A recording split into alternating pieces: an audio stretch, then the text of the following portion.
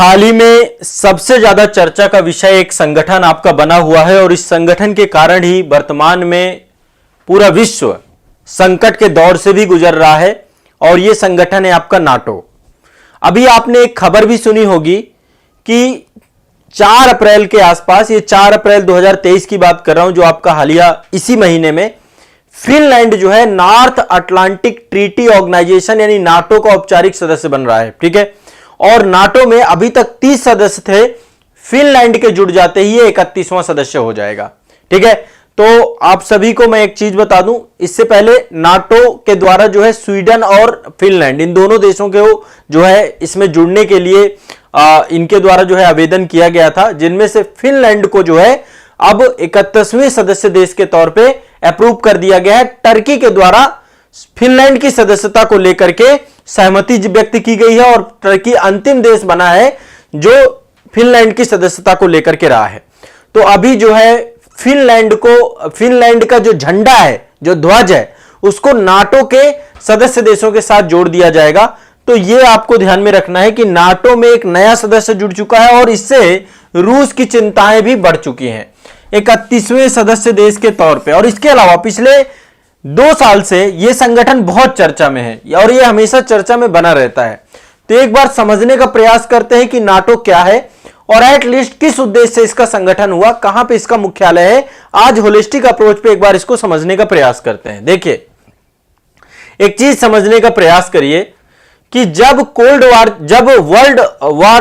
Second world war चल रहा था, द्वितीय विश्व युद्ध चल रहा था, द्वितीय विश्व युद्ध के बाद पूरा विश्व जितना भी है, पूरा विश्व 2 धड़ों में बट गया और एक धड़ा आपका ये विचारधारात्मक जो है एक तरीके से बिखराव कह सकते हैं इसको। एक तरफ पूंजीवादी कंट्री थी जिनका नेतृत्व तो अमेरिका कर रहा था और दूसरी तरफ जो है आपका साम्यवादी कंट्री थी जिनका नेतृत्व तो रसिया कर रहा था, यूएसएसआर कर रहा था। उस समय यूएसएसआर हुआ करता था, 15 देशों का समूह था यूएसएसआर, सोवियत संघ बोलते हैं। और इन दोनों के नेतृत्व में पूरे विश्व में एक कोल्ड वार चालू हो गया। ये बात की घटना है आपकी द्वितीय विश्व युद्ध के बाद की। ठीक है, 1945 से कोल्ड वार की स्थिति बन जाती है और इसी दौरान जो है इन दोनों के माध्यम से अपने अलग अलग ग्रुप्स बनाए जाते हैं, एक प्रतिस्पर्धा चालू हो जाती है, अंतरिक्ष दौड़ चालू हो जाती है, अस्त्र शस्त्रों के निर्माण की दौड़ चालू हो जाती है, गुप्तचर एजेंसियों को लेकर निर्माण की जो है दौड़ चालू हो जाती है, एक दूसरे के प्रति अविश्वास चालू हो जाता है। ये बहुत सारी चीजें जो है देखने को मिलती हैं। ठीक है, तो नाटो इसका गठन हुआ था 4 अप्रैल 1949 को। पहले तो ध्यान रखिएगा, हमारा जो टॉपिक है ना वो केवल नाटो है। मैं नाटो के इर्द गिर्द ही रहूंगा लेकिन फिर भी आपको कुछ एडिशनल जानकारी दूंगा। तो नाटो का फुल फॉर्म मैंने आपको बताया कि नाटो का मतलब उत्तरी अटलांटिक संधि संगठन। उत्तरी अटलांटिक से जुड़े हुए जितने भी देश हैं और खासकर जो पूंजीवादी अर्थव्यवस्था से जुड़े हुए देश हैं, जो कि पूंजीवादी अर्थव्यवस्था को अप्रिशिएट करते हैं, तो उत्तरी अटलांटिक संधि संगठन के तौर पे नाटो आपका है। इसकी स्थापना कब हुई है नाटो की? 4 अप्रैल 1949 को। 4 अप्रैल 1949, 4 अप्रैल 1949 को नाटो आपका बना है। ठीक है, अब यहां पे थोड़ा सा इसको समझिए। ये आप देख पा रहे होंगे, ये आपका यूक्रेन है। इस समय रूस और यूक्रेन के बीच में एक जिद चल रही है और यह जिद आपका युद्ध में कन्वर्ट हो गया है। लगभग 1.5 साल होने वाले हैं इस युद्ध को। ठीक है, फरवरी 2021 में स्टार्ट हुआ, माफ करिएगा 22 में स्टार्ट हुआ था और अभी 23 आ चुका है। 1 साल तो पूरे हो चुके हैं, 1 साल से ज्यादा समय अवधि हो चुकी है। पिछले कई महीनों से यह युद्ध लगातार चल रहा है जिसमें नाटो के देश, आप देखिए रूस को किस तरीके से नाटो ने घेर रखा है। अब तो फिनलैंड भी जुड़ गया, लेकिन ये आप देश देखिए, बाल्टिक राज्य हैं आपके, है ना, लिथुआनिया, लाटविया, एस्टोनिया, ये जितने भी राज्य हैं, ये आप जितने देख पा रहे हैं ना, है ना, एस्टोनिया, लाटविया, लिथुआनिया, पोलैंड, चेक गणराज्य, स्लोवेनिया, हंगरी, रोमानिया, स्लोवेनिया, ठीक है, क्रोएशिया, मोंटेनेग्रो, अल्बानिया, ठीक है, मैसेडोनिया और बुल्गारिया, ये सब कंट्रीज आप देखिए, ये सारे के सारे आपके यहीं लगे हुए हैं। काला सागर और रूस, यूक्रेन यहीं पे आपके लगे हुए हैं सारे के सारे। यहां पे बेलारूस है, ठीक है, बेलारूस है ये, ठीक है, तो रसिया का यहां पे प्रभाव है, रसिया के प्रभाव में है। बाकी ये यूक्रेन है, ये यूक्रेन है आपका। अब यूक्रेन भी मेंबर बनने की बात कर रहा है यहां पे फिनलैंड था, फिनलैंड भी मेंबर बन चुका है। तो टोटल सदस्य देश हैं 31। इसमें कितने सदस्य देश? 31। अब यहां पे एक बात और समझिएगा, जब कोल्ड वॉर चल रहा था आपका, जब कोल्ड वॉर की स्थिति थी, तो कोल्ड वॉर के समय में एक अमेरिका का ग्रुप था, ये आपका अमेरिका ग्रुप है, ये देख रहे हैं अमेरिकन ग्रुप। अमेरिकन ग्रुप में देखिए कंट्री जो आपकी हैं, कनाडा हो गया, यूएसए हो गया आपका, ठीक है। यहां पर देखिए ये आपका स्पेन, पुर्तगाल, यूके, फ्रांस हो गया आपका, इटली हो गया, ये टर्की वाला क्षेत्र है, ये सब आपके जो है जुड़ गए एक साथ, एक धड़ा बन गया। और इस धड़े के द्वारा जो है एक North Atlantic Treaty Organisation, NATO का वो किया गया। इसमें सारे देश हैं आपके, France, Belgium, Luxembourg, Britain, Netherlands, Canada, Denmark, Iceland, Italy, Norway, पुर्तगाल, संयुक्त राज्य अमेरिका, ग्रीस हो गया, टर्की हो गया, पश्चिमी जर्मनी, अब तो जर्मनी आपका यूएसएसआर के बाद पूर्वी जर्मनी। तो जब ये बना था उस समय की बात कर रहे हैं हम।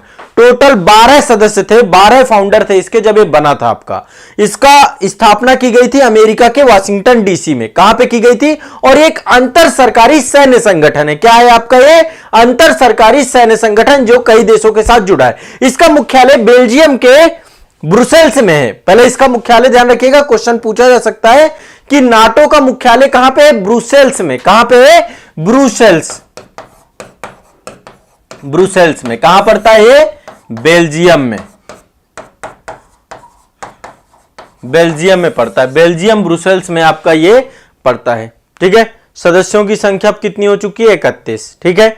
नाटो यूरोप और उत्तरी अमेरिका देशों के मध्य एक सैन्य संगठन है। इसका आर्टिकल 5 कहता है, इसका आर्टिकल 5 कहता है कि यदि नाटो के किसी एक सदस्य के ऊपर हमला हुआ तो सभी सदस्य देशों के ऊपर हमला माना जाएगा।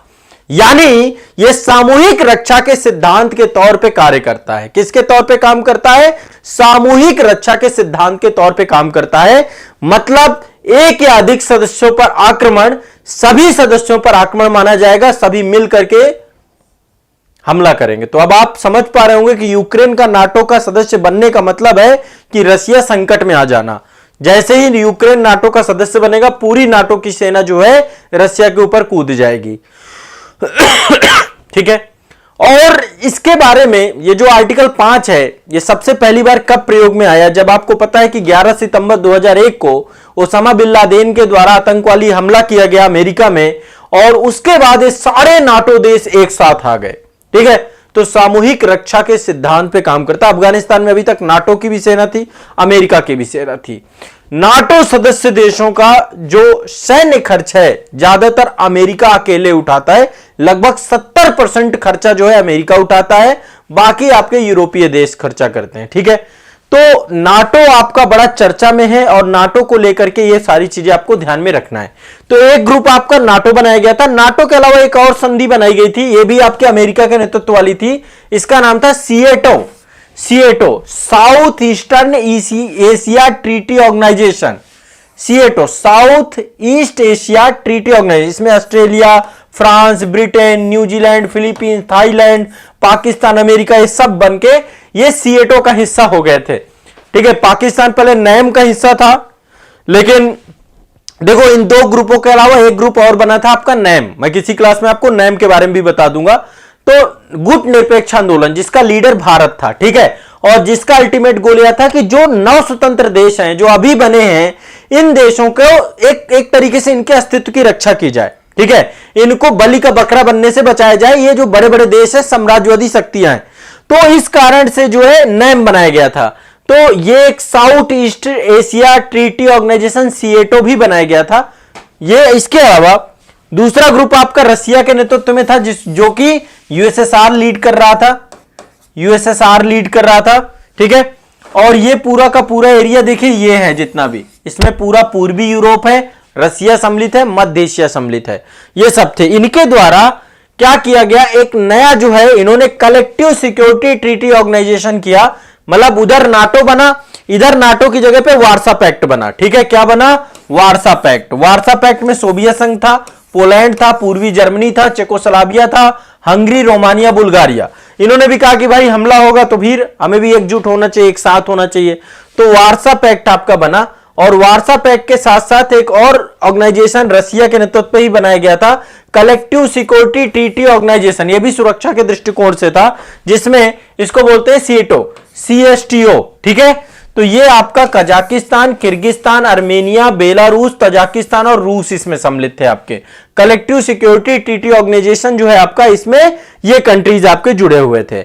अब यहां पे एक बात समझिएगा, 1991 में आपको पता है सोवियत संघ का विघटन हो गया, अलग देश, सारे के सारे देश 15 देश अलग हो गए। ठीक है, अलग देश बन गए। ये कुछ देश ऐसे थे और आज वर्तमान में ये देश नाटो के भी सदस्य बनते जा रहे हैं, नाटो में भी जुड़ते जा रहे हैं। यूक्रेन भी यूएसएसआर का हिस्सा होता था। ये 15 देश क्या हैं? ठीक है, 15 देश कौन कौन से थे देख लीजिए एक बार। एक तो रूस था मेजर, यूएसएसआर की बात कर रहे हैं, यूएसएसआर के साथ एक तो रूस था, फिर बेलारूस था, अभी ये दोनों साथ हैं एक तरीके से, जॉर्जिया, अजरबैजान। ठीक है, ये आपके काकेसस कंट्री हैं, यहां पे काकेसस पर्वत है तो जॉर्जिया, अजरबैजान, कजाकिस्तान। ठीक है, इसके अलावा कजाकिस्तान के अलावा जो है आपका तजाकिस्तान, किर्गिस्तान, उज्बेकिस्तान, तुर्कमेनिस्तान। ये जो आपका मध्य एशिया K2 T2U, दो कजाकिस्तान, किर्गिस्तान, तजाकिस्तान, तुर्कमेनिस्तान और उज्बेकिस्तान, ये आपके, ये भी इसके हिस्से थे। आर्मेनिया, देखो एक है काकेसस कंट्री, यहां पे काकेसस पर्वत श्रेणी है, ये जो आपका कैस्पियन सागर वाला क्षेत्र है यहीं पर आपका, तो यहां पे 3 देश हैं, काकेसस राज्य बोला जाता है, आर्मेनिया, अजरबैजान और जॉर्जिया।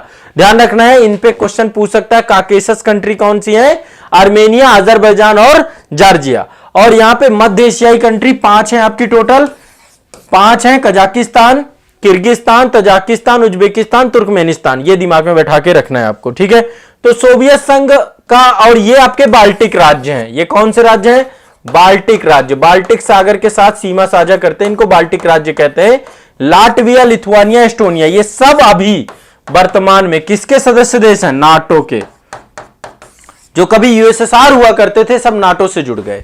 अब नाटो से जुड़ना रूस को नहीं भा रहा है, क्योंकि रूस को लग रहा है कि उसके खिलाफ एक जो है षड्यंत्र चल रहा है अंतरराष्ट्रीय स्तर पे, और इस कारण से रूस ने अपने आप को, तो अभी ये देखिए, ये खबर थी आपकी, Finland becomes 31st member of the NATO, NATO countries बना है ये आपका।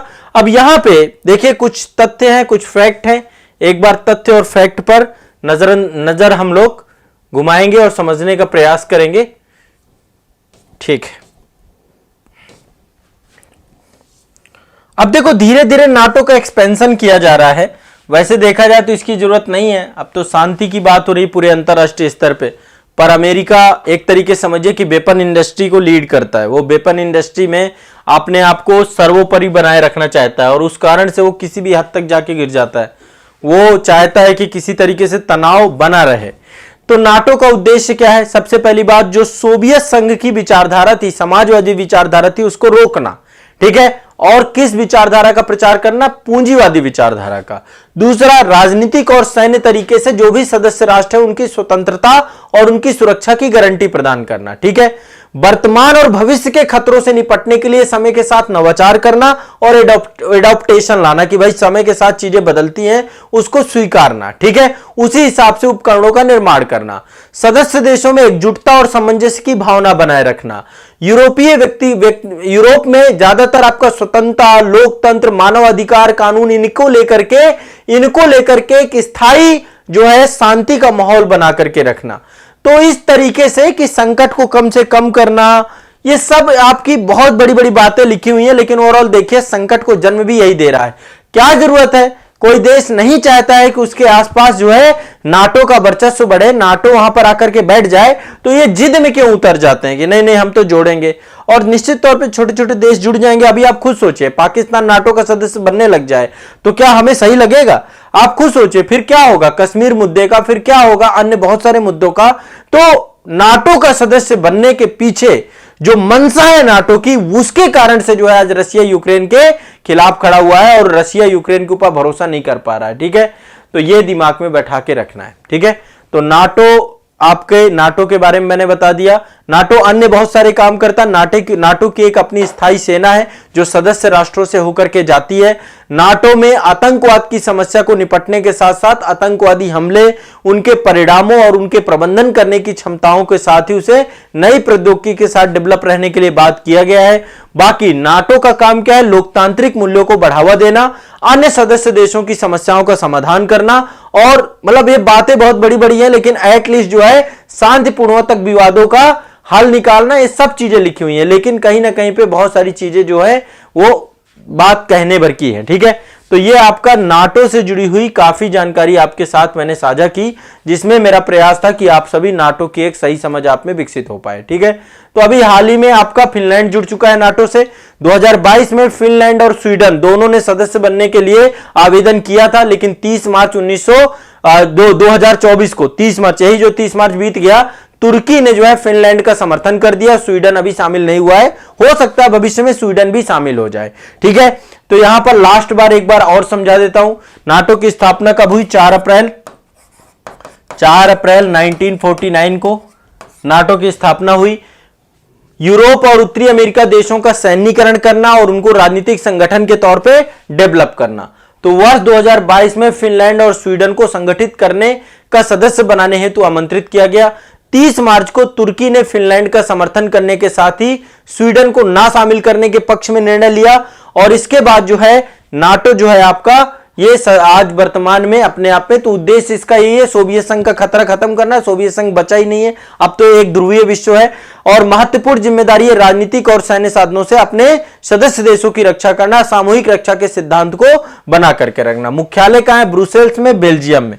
मुख्यालय कहां है इसका? ब्रुसेल्स, बेल्जियम में, यह ध्यान रखना है। आर्टिकल 5 के अनुसार क्या कहता है? आर्टिकल 5 कहता है कि किसी भी एक देश पर हमला संगठन के सभी देशों पर हमला हुआ माना जाएगा। यही अपने आप में बहुत ज्यादा विवादित है, और यही आपको इसको बहुत ज्यादा विवादित बना देता है। ठीक है, तो ये एक बहुत महत्वपूर्ण प्रश्न है जिसको आप लोगों को अपने दिमाग में बैठा लेना है।